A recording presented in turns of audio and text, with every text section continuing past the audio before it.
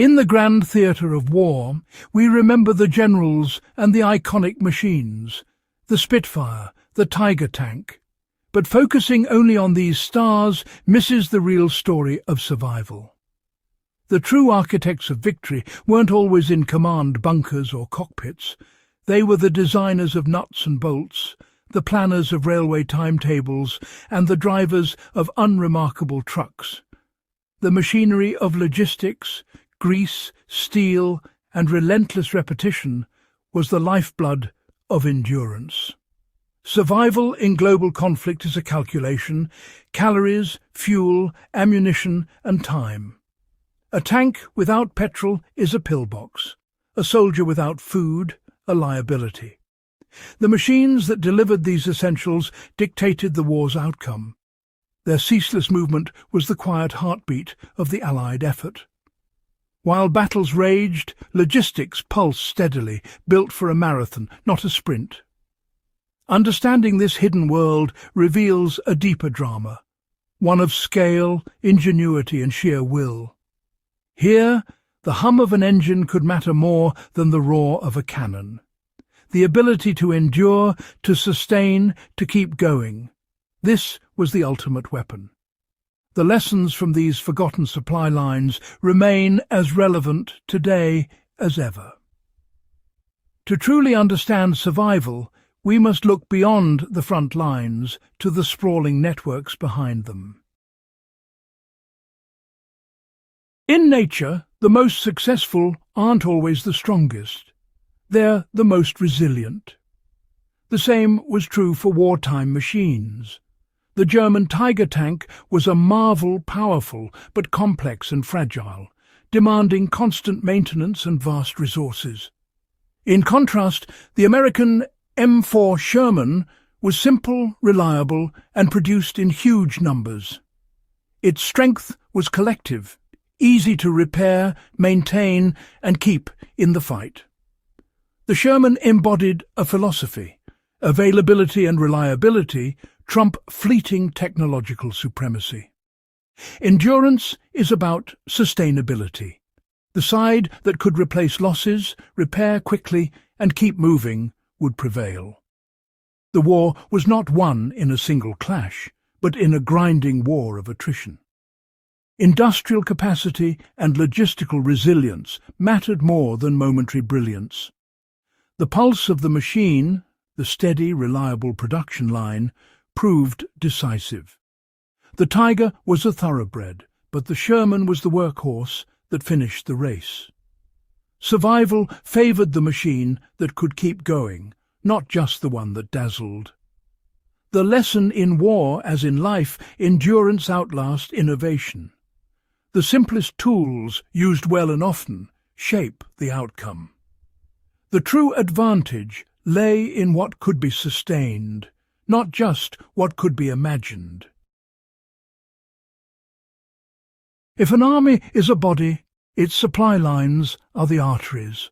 Fuel, food, ammunition, and reinforcements keep it alive. The Second World War proved that victory depended on sustaining armies far from home. The Allies, especially the US, turned industry into a production engine, not just for weapons, but for delivery. They built ships, railways, and even artificial harbours like the Mulberries after D-Day, pumping supplies onto Normandy's shores. Campaigns revolved around ports and railways. North Africa and the Eastern Front were battles of supply as much as combat. The Red Army shortened its supply lines as the Germans stretched and broke.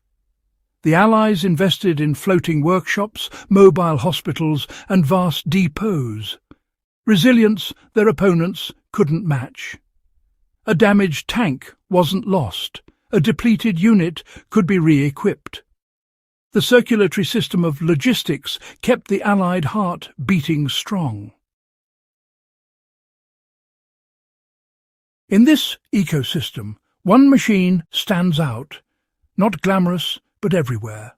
The GMC CCKW, the Deuce and a half. Over 500,000 were built, embodying quantity and reliability. The CCKW was the red blood cell of the Allied supply chain, carrying vital cargo through mud, snow and rubble. Its design was simple, rugged and versatile: troop transport, workshop, tanker or tractor. After Normandy, the Allies advanced so fast they risked outrunning their supplies.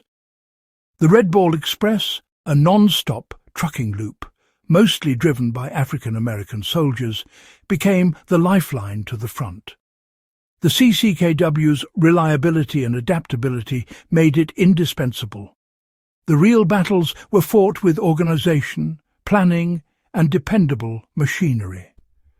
The Deuce and a half wasn't a weapon, but it sustained the army. Its quiet engine was the true sound of endurance. The success of the CCKW and Sherman wasn't luck.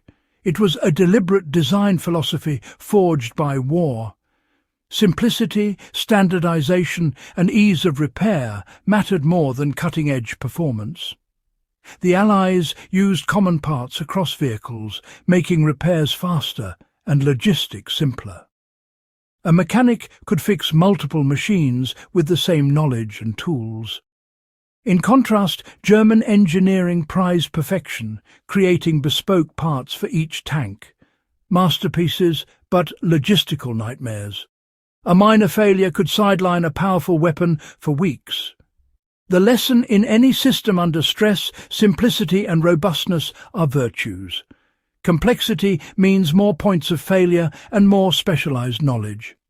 The Allies built a chain where every link was strong and interchangeable. Their system wasn't perfect, but it was unbreakable. Survival favored the practical, not the pristine. A machine is only as good as the trust its operator has in it. In war, a soldier's confidence in their equipment is the foundation of resilience. The simple, reliable Allied machines fostered this trust. Drivers knew their trucks would start, and if they broke, they could be fixed. This confidence enabled feats like the Red Ball Express, missions that seemed impossible. The machine became a partner, not an adversary. Logistics is a human system.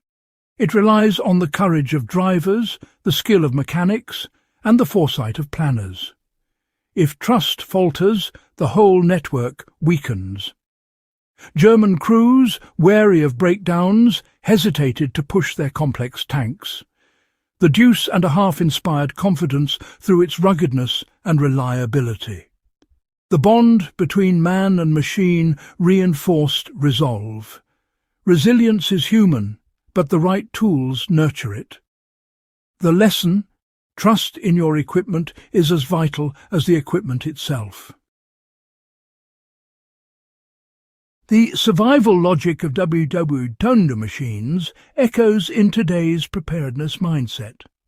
In a world of fragile supply chains, simplicity and reliability matter more than ever. The lesson: prepare for the marathon, not the sprint. The best tools aren't always the most exciting. They're the most dependable. A hand-cranked radio outlasts a high-tech gadget with a dead battery.